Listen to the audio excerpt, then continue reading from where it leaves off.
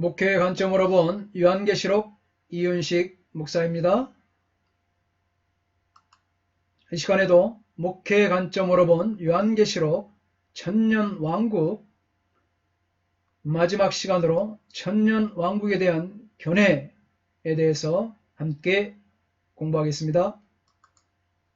천년왕국에 대한 견해를 보면 이 박윤선 박사는 우리는 창조도 경험하지 못하였다. 그러기에 여기에 대하여 많은 학설들이 있다. 앞으로 최종 종말에 대해서도 대한 것도 우리가 체험하지 못한 것이기에 견해가 다를 수 있다. 이렇게 천년왕국에 대한 견해를 밝혔습니다. 권성수 목사 역시 나는 전천년설이고 저 사람은 후천년설을 따르고 다른 이는 또 다른 천년설을 따른다고 해서 그 사람이 우리의 적이며 우리의 공격을 받아야 할 사람이라고 말해서는 안 된다.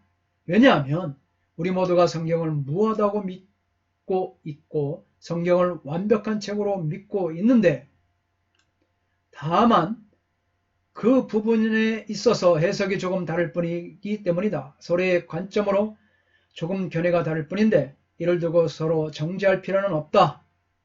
이렇게 말했습니다. 박형룡 박사 역시 자신은 철저한 역사적 전천년기설자임에도 불구하고 다른 이론에 대해서는 매우 관대했습니다. 그는 교회 지도자들과 신도들은 이 3론, 역사적, 또 무천년, 후천년 세 개의 주장에 대해서 하나를 자유로 취하되 다른 이론을 취하는 자들에게 이해와 동정으로 대해야 할 것이다. 이렇게 말했습니다. 다만 그런 견해가 있다는 것을 알고 어느 쪽이 더 정확한 것인지를 연구할 필요는 있다. 그렇게 말했습니다. 이처럼 그리스도의 재림 방법과 천년왕국설에 대한 문제는 성경 해석상의 문제 또는 이 구원관과의 문제는 아님을 우리는 알 수 있습니다.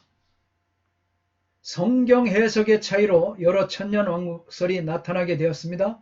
이들은 그리스도의 재림 시기와 그때에 일어난 사건의 순서에 관해서는 서로 의견을 달리하지만 그리스도께서 직접 가시적으로 그리고 큰 영광 중에 다시 오신다는 사실에 대해서는 의견을 같이 합니다.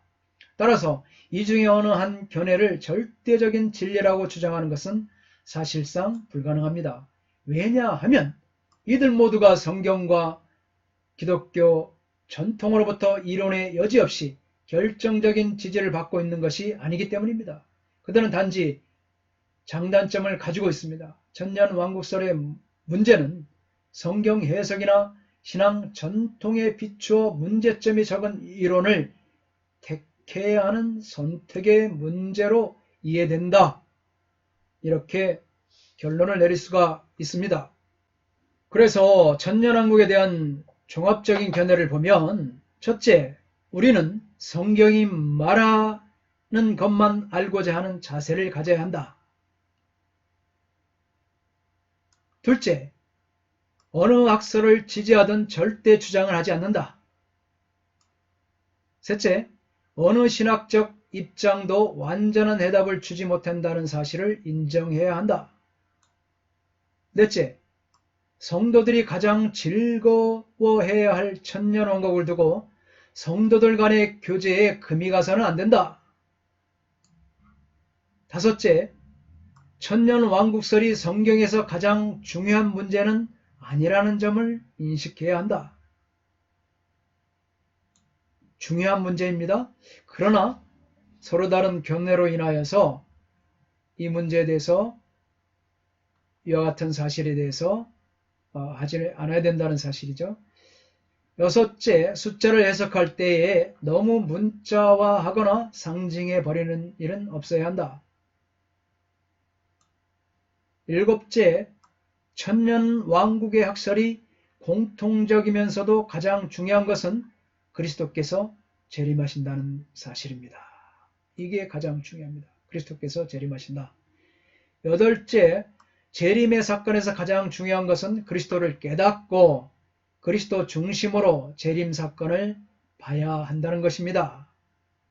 마지막 아홉째로 본문에 나타난 묘사의 세밀한 해석보다는 본문을 통해 우리에게 주어지는 천년왕국의 기능에 초점을 맞추어 이해할 때 어느 견해를 지지하든 감사와 위로와 평안이 우리에게 있어야 할 것이라는 이런 사실입니다. 이처럼 천년왕국에 대하여 학자들은 이들 모두 성경적 근거를 제시하지만 완전한 이론은 없습니다. 그러나 예수님의 재림은 확실하다는 사실입니다. 이 사실을 믿는다는 점에서는 차이가 없어야 할 것입니다. 천년왕국은 그리스도께서 왕노릇 하시는 기간이며 교회의 승리의 기간이며 비참한 기간이 아니라 복된 소망의 기간입니다. 이상과 같이 천년왕국에 대해서 다 마쳤습니다. 다음 시간에는 요한계시록 3권부터 여러분들과 같이 공부하도록 하겠습니다. 감사합니다. 건강하십시오. 샬롬.